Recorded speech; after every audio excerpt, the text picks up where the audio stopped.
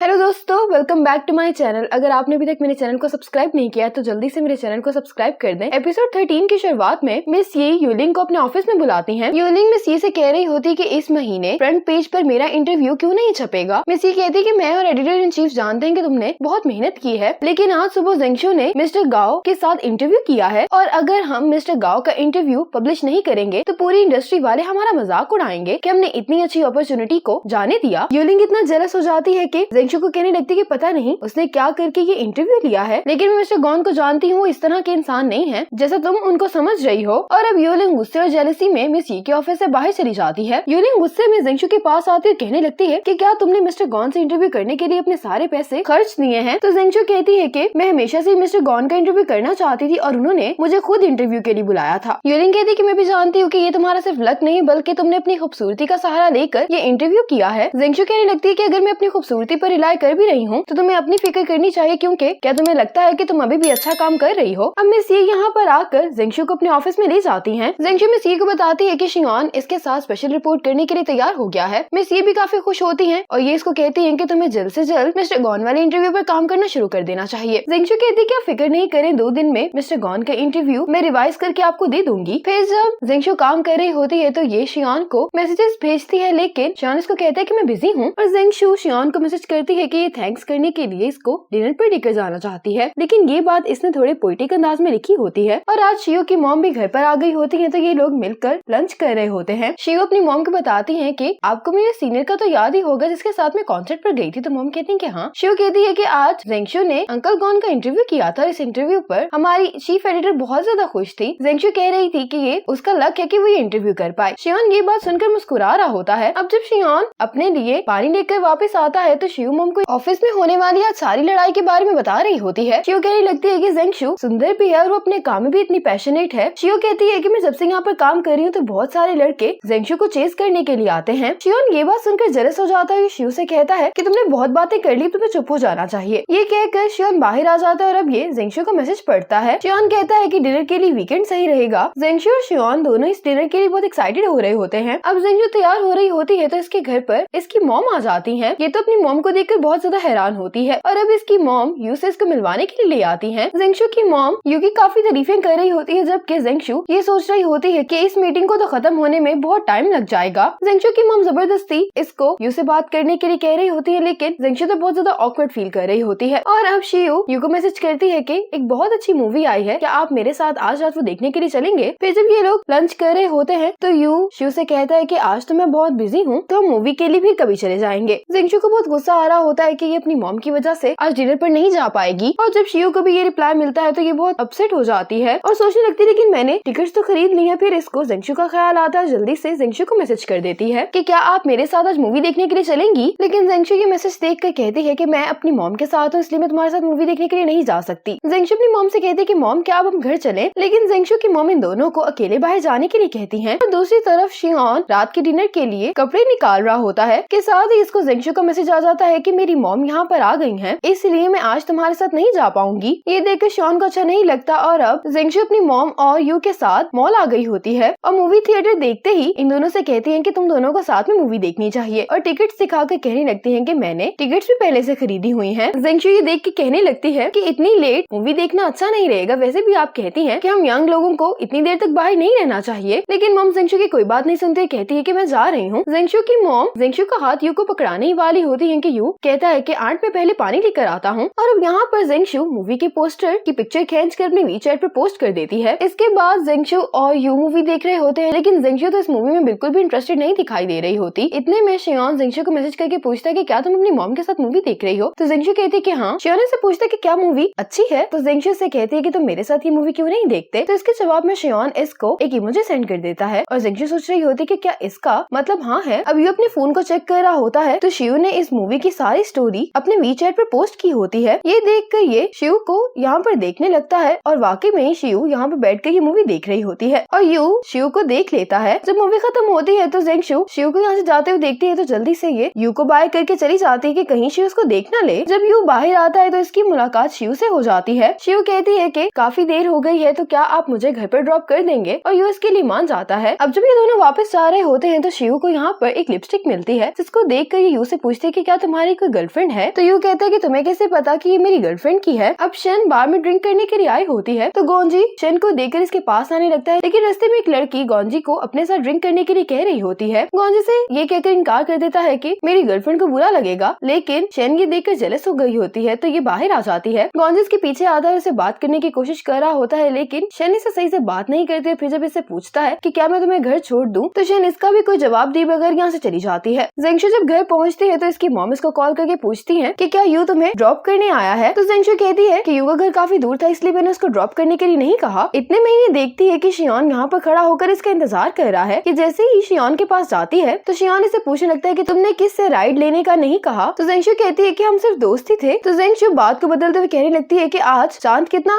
Bright लग रहा है। तो शियोन इसका हाथ पकड़ लेता है। शियोन इसके करीब आता है तो जेंगशु को लग रहा होता है कि शियोन इसको किस करने वाला है, और शियोन इसको ऐसे देखकर बहुत ही हैरान हो रहा होता है। और अब शियोन भी अपने आप को इस तरह से देखकर एम्बैरेस हो रही होती है। शियोन इसके कानों को कवर करते हुए कहता है कि तुम्हारी हेड कहाँ पर है, काफी ठंड हो रही है। जेंगशु शियोन से पूछती है कि क्या तुम यहाँ से गुजर रहे थे या तुम खास तौर पर मुझसे मिलने के लिए आए हो? शियोन कहता है कि अभी 12 बज रहे हैं और मेरी फैमिली यूनवॉन में रहती है, तो फिर मैं भला यहाँ से कैसे गुजर सकता हूँ? ये सुनकर जेंगशु मुस्कुराने लगती है। शियोन इससे पूछता है कि क्या तुमने युनचंग की स्पेशल रिपोर्ट के लिए फुल प्रूफ तैयार कर लिया है? तो जेंगशु कहती है कि तुम उसकी फिक्र नहीं करो, मैं गारंटी देती हूँ कि मेरे काम में कोई भी गलती नहीं होगी। जेंगशु ये कहते हुए आगे आ रही होती है कि तुम्हें मेरे काम को सुपरवाइज करने की जरूरत नहीं है। तो शियोन इसको गौर से देखने लगता है और फिर इसके पास आकर पूछता है कि आखिर तुम किसके साथ मूवी देखने के लिए गई थी? तो जेंगशु कहती है कि अपनी मॉम के साथ। शियोन भी इससे इसकी मॉम के बारे में पूछता है। ये कुछ कहने वाली होती है कि साथ में ही इसकी मॉम की कॉल आ जाती है। जेंगशु कॉल उठाती है तो इसकी मॉम कह रही होती है कि तुम अभी तक ऊपर क्यों नहीं आई हो? तो जेंगशु शियोन से कहती है कि मेरी मॉम उसे मिलने के लिए आई है। ये कहकर जेंगशु यहाँ से चली जाती है। और अब मिस्टर गॉन के बारे में इंटरव्यू पब्लिश हो गया होता है, जिसको सभी पढ़ रहे होते हैं क्योंकि ये मिस्टर गॉन का पहला इंटरव्यू होता है। और शियोन भी अपने ऑफिस में बैठकर अंकल गॉन का इंटरव्यू पढ़ रहा होता है। अब असिस्टेंट चेन को शियोन ने अंदर बुलाया होता है और ये इसको कहता है कि चेन इंटरव्यू के बारे में जेंगशु से बात करना चाहता है, तो तुम चेन को कांटेक्ट करने में मदद कर दो। चेन जाने लगता है तो शियोन इसको रोककर कहता है कि अभी तुम ये मत बताना कि किसके साथ इंटरव्यू करने वाली है जेंगशु, बस ये कहना कि वो मेरा दोस्त है। जेंगशु को जब असिस्टेंट चेन इस इंटरव्यू के बारे में बताने के लिए कॉल करता है तो जेंगशु कहती है कि इस महीने तो मेरे पास बिल्कुल भी टाइम नहीं है। जेंगशु कहती है कि मेरी कोलीग है जो बहुत अच्छी रिपोर्टर है, मैं उसका नंबर आपको सेंड कर सकती हूँ। तो चेन कहते हैं कि ठीक है। अब जेंगशु नैन को बताती है कि युनचंग अपने एक बहुत अच्छे दोस्त का इंटरव्यू करवाना चाहते हैं और इस इंटरव्यू के लिए मैंने उन्हें तुम्हें रेकमेंड कर दिया है। नैन ये सुनकर खुश होती है। अब इस इंटरव्यू की सक्सेस के बाद जेंगशु को जितना भी काम मिला होता है ये अपने काम को बाकी सब कोलीग्स में बांट देती है, क्योंकि इसका मकसद चीफ एडिटर बनना नहीं होता बल्कि डिजिटल मैगजीन को अपग्रेड करना है। अब असिस्टेंट चेन शियोन को बताता है कि जेंगशु तो ये इंटरव्यू नहीं कर सकती क्योंकि वो बहुत बिजी है, लेकिन उसने अपने कोलीग के साथ ये इंटरव्यू अरेंज करवा दिया है और उन्होंने मेरे लिए एक ग्रुप भी बना दिया है। शियोन जैसे ही सुनता है तो ये जेलस हो जाता है और गुस्से में चेन को कहता है कि जाओ जाकर मीटिंग की तैयारी करो। अब फिर से इसी इन्वेस्टमेंट के बारे में मीटिंग होती है तो शियोन कहते हैं कि इतनी बड़ी इन्वेस्टमेंट करने में हम जल्दी नहीं कर सकते हैं, जब तक इवैल्यूएशन के रिजल्ट्स नहीं आ जाते मैं कोई भी फैसला नहीं करूंगा। और आज फिर से शियू यू का लेक्चर लेने के लिए आई होती है, लेकिन लेक्चर देते हुए यू देखता है कि शियू तो यहाँ पर बैठकर इसका स्केच बना रही है। जैसे ही क्लास खत्म होती है तो शियू यू से कहती है कि चले हम लंच करने के लिए चलते हैं, लेकिन यू कहता है कि मेरी क्लास है इसलिए मैं तुम्हारे साथ नहीं जा सकता। साथ ही यहाँ पर यू का कोलीग आ जाता है जो इससे लंच के बारे में ही पूछ रहा होता है। इसको देखकर शियू सोचने लगती है कि शायद वाकई में यू की कोई गर्लफ्रेंड है। ऑफिस आने के बाद यूलिंग शियू को अपने पास बुलाती है और उसे कहने लगती है कि आखिर तुम इतनी देर से क्यों आई हो। शियू कहने लगती है कि मैं university of finance and economics में लेक्चर लेने के लिए गई थी, इसलिए मुझे आने में थोड़ी सी देर हो गई है। तो यूलिंग कहती है कि आखिर तुम चेंगबे को ये काम अकेले कैसे करने दे सकती हो, जबकि तुमने तो कुछ भी नहीं किया है। पता नहीं जेंगशु तुम्हें किस तरह से सिखा रही है। शियू कहती है कि लेट आना मेरा मसला है, इसके लिए तुम जेंगशु को क्यों ब्लेम कर रही हो। तो ये पूछने लगती है कि आखिर तुमने किया ही क्या है। तो अब चेंगबे ही बताने लगती है कि इस स्क्रिप्ट की जानकारी शियू ने ही ढूंढी थी। चेंगबे बता ही रही होती है कि ये इसको बात करने से रोक देती है। अब इस स्क्रिप्ट का फ्रेम भी इसी ने तैयार किया होता है। तो ये देखकर यूलिंग कहती है, तो ये कहने लगती है कि चेंगबे इस दफा तुम ये बनाओगी। ये कहकर यूलिंग यहाँ से चली जाती है। चेंगबे शियू से कहती है कि मेरी गलती है। तो शियू कहती है कि मैं जानती हूँ कि इसमें तुम्हारी भी कोई गलती नहीं है। और दूसरी तरफ जेंगशु अपनी रिपोर्ट के लिए इन बैटरीज के बारे में इन्वेस्टिगेशन कर रही होती है। अब शियू